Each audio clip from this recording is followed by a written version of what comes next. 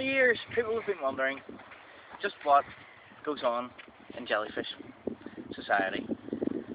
And as we've seen in an earlier video, a lot goes on in jellyfish society that we didn't originally know about.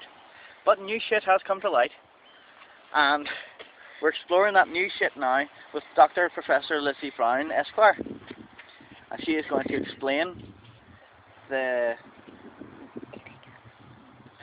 evolution of and eating habits of new kinds of jellyfish.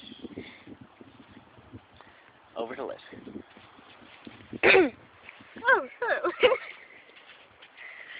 a lot of you may have heard jellyfish would eat fish or plankton or sea food stuff, but you're wrong.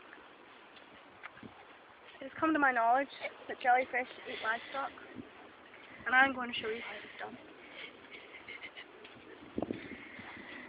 Along these areas of portavogie, there are sandy bits out in the sea like that becomes covered in water. Well, not covered, like surrounded by water.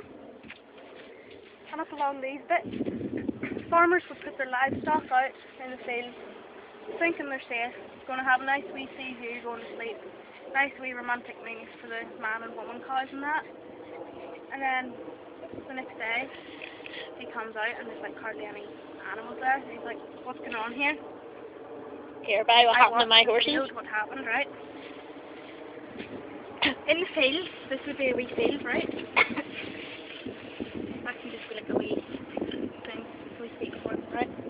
You would have your sheep, I'll do a wee sheep, right? There's a wee sheep, just doing its business, and it's a wee woman sheep here, doing her business, right?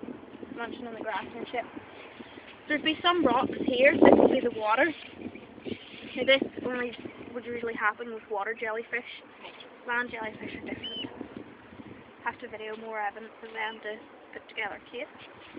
Right, they'd have the wee rocks and the hedges and stuff along the field. And shells. So as they would get, shelter from the wind if they needed it. Right. The water jellyfish would come up and they'd swim up in the water. And then they'd crawl up a couple of the rocks. They can stay out of water for like half an hour or so. So he decides to come up and he sits here. This is the wee jellyfish, right? And he sits and he waits. And then the jellyfish would walk over to here, right? And then once they meet the hedge, the water jellyfish would just be like, "Ah!" with its stingies, right? And then it would get the sheep in its stingy bit, and it would surround it and hold it, and it would sting it. Basically encapsulating the sheep. Meh. And then the jellyfish is like, yeah. And then it brings it closer. And then it brings out these stingy bits. And then it chews it up with the wee thingy-the-bobbers here, the wee jabby bit on its stingers. And then it just feeds into the big stingy hole. And then it's gone.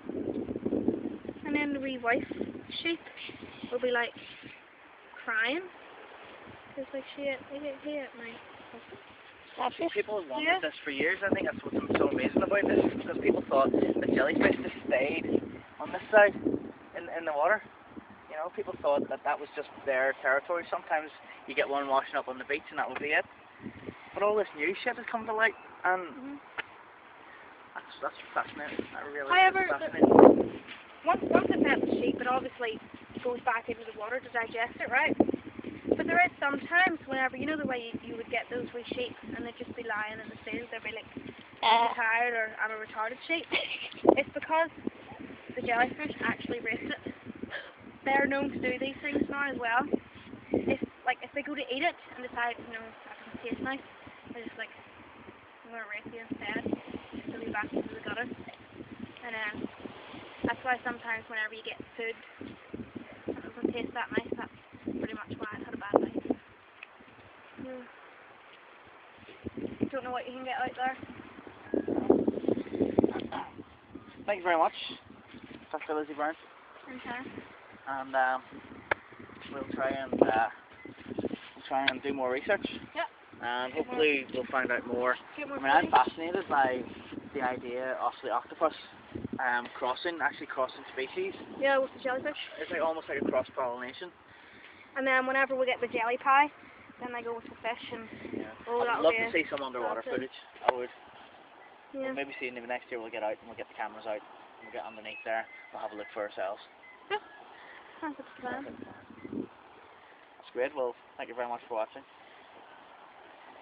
Goodbye.